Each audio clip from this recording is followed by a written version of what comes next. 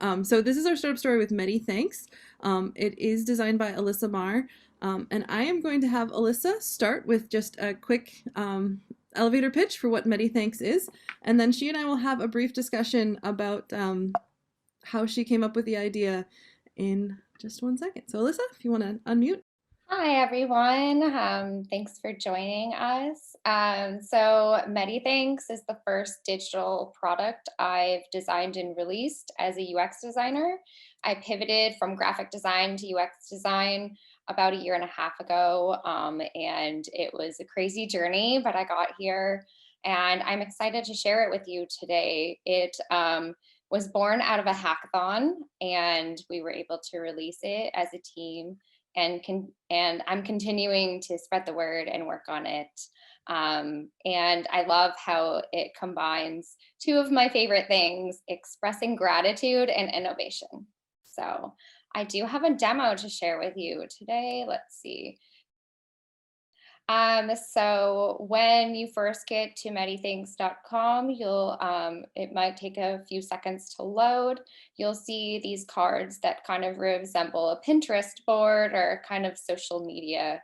And they all have different messages on them. You can scroll down and read a couple, but the main thing you probably want to do when you get to this site is to sign in so that you can create a post of your own.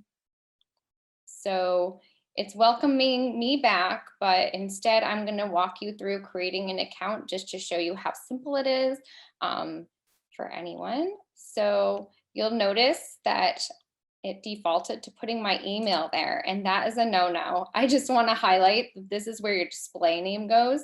You can put your Twitter handle or your Instagram handle or anything there as a screen name. So I'll just fill it out real quick. One of mine is Arts Alive. You'll put your email address here, and the display name is just so we are very HIPAA conscious, and privacy is a big thing for us. So we really wanted to make this app really friendly for people that wanted their privacy protected, and you'll confirm your password here. We also have a privacy policy. We'll never email you. We don't sell any of your info. Your email just goes with this app, and that is it. So I would create the account here, but I'm going to go back and sign in my account because I already have one. So I will log in. And then you will see up here at the left, there are two new icons that you can interact with in this space: add a post and profile. So let's see. I just want to note that there's also a search functionality up here where you can live search through anything. And this will come in handy if you tag your state, that you can look up any state, any hospital that has already posted. But here we're going to walk through adding a post. So this modal will pop up and you can post your thank you message. You can write in this box. You can also add an emoji. An emoji keyboard was something our users during user testing really wanted to have. There we go. And you have the ability to post as anonymous. So if you check this box, it won't show your screen name. It will just show you as anonymous, but it will default to showing your screen name that you set yourself. And adding to your post is optional, but I highly recommend it because you can tag a clinician. You can make it more personal. You can tag a clinician, a facility, and it just fills in there for you. And tagging your location. And as this app populates more and there's more engagement on the app, this will help people figure out if there's posts in their area. I'm not going to submit this post right now because I like to think more about how I'm expressing my gratitude. But some of the posts you can put, you can thank your neighborhood hospital. You can thank anyone on the front line that's helped a friend or family member. And you can start thanking people that are giving you vaccines. We're all in this together, and everyone deserves this gratitude. Let's see. So let's say for one use case that you accidentally see that you made a typo.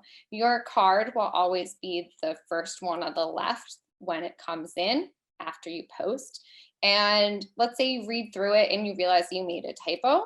No worries. You can go into your profile. And if you scroll down, you'll see that you sent 2 cards. Again, the left card will always be the last one you did. And if you click this little utility button up here, you can edit, delete. If you walk into the edit, it will show your whole post. You can update it and edit it here. You can tag anything. You can post as anonymous. And if you click send, it will populate here. And that is it. Just to demo this live search functionality, you can see that you can look up states and anything like that in here, and it will populate. So that is the demo. If there are no questions, I'll stop that portion and let's chat. Yeah, definitely. Let's talk about how you got started. You said it's a hackathon. So what happened here? How did this come about? Yeah, so like I said, I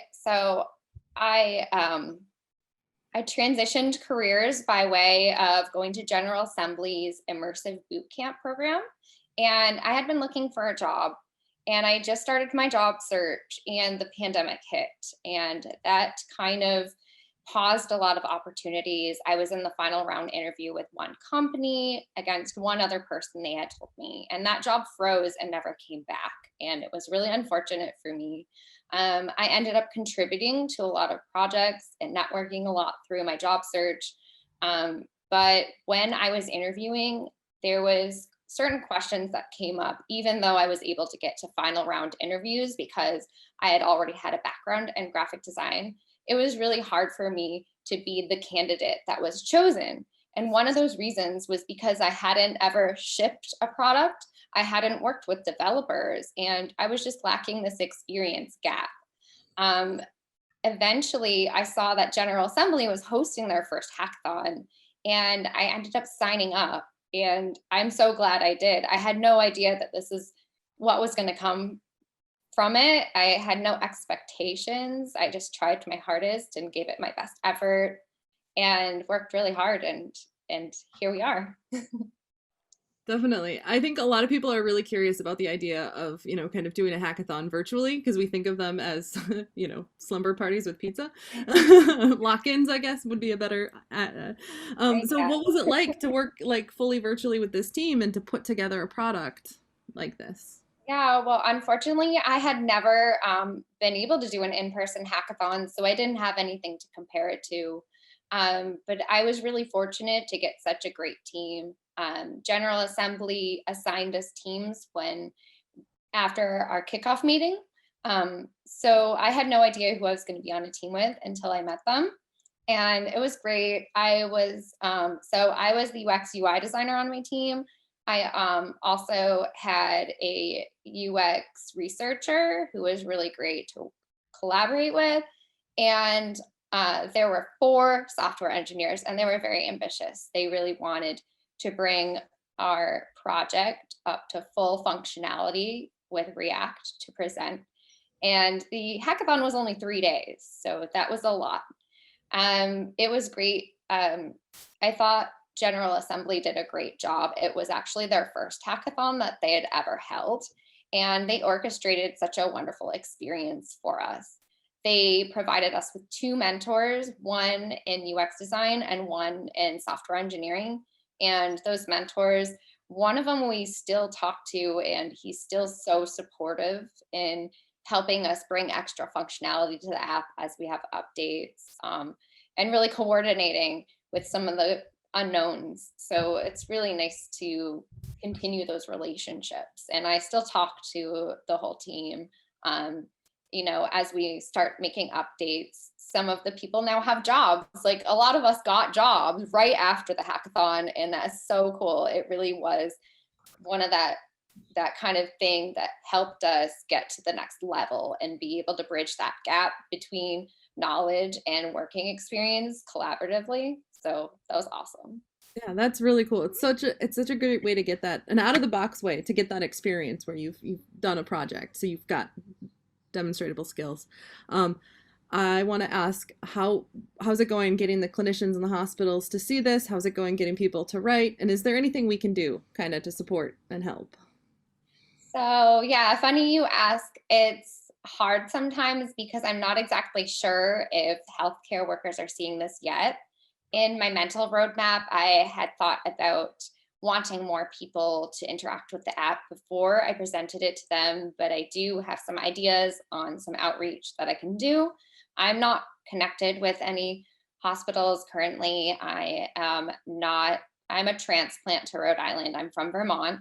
So I don't have as many local connections. So if anyone has any connections and the healthcare space and would like to reach out, I'd be completely open to that. And I would love if people want to post on the app.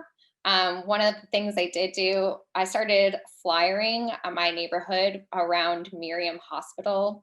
And the flyers have QR codes on them. So if healthcare workers come by, I notice them all the time walking around on their break because it's a really nice area to walk around in on the east side. So it's been kind of cool. I just have noticed where they walk and I've been sticking the flyers over there. I am very cautious about flyering. So I crafted the flyers into plastic and hammered them to poles. They're definitely not going anywhere. And that was something that was really important to me. I don't want to produce any litter as I'm flyering these neighborhoods. Awesome. All right. So thank you so much. We will definitely share and continue to share. And I know that you've been connected with Shaheen, so hopefully you'll get to share with the Cambridge community as well.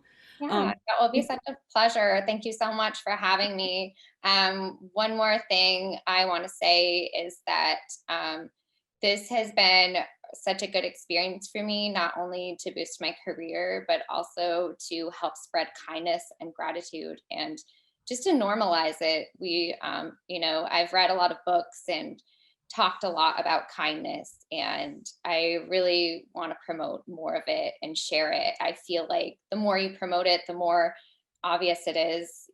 It will catch on, and that's what I really want to do with this project. I think of it more as an experiment and not necessarily as a startup. It was funded by one of my mentors, which was amazing. And we are not looking for money for this. It's totally just a startup project and an experiment. It's kind of a social good design. awesome. Thank you so much, Alyssa. We did have one comment in this chat that I want to highlight. Jorge said you should make it in Spanish. So So maybe that can give you your next project. You might have to bring in somebody to help with translation. I'm not sure if that's one of your skill set, but interesting. I Definitely a good actually idea. do have a lot of friends in Mexico because I did a study abroad program in Mexico City when I was in college. So that is a great idea. I'm sure one of them would love to. I went to a design school there, so they're designers too. All right, we look forward to Medi thanks in Spanish. Thank I'll you. try. I can't promise that it will be soon, but I'll definitely put that in one of the comments. Thank you so much. All right, thank you.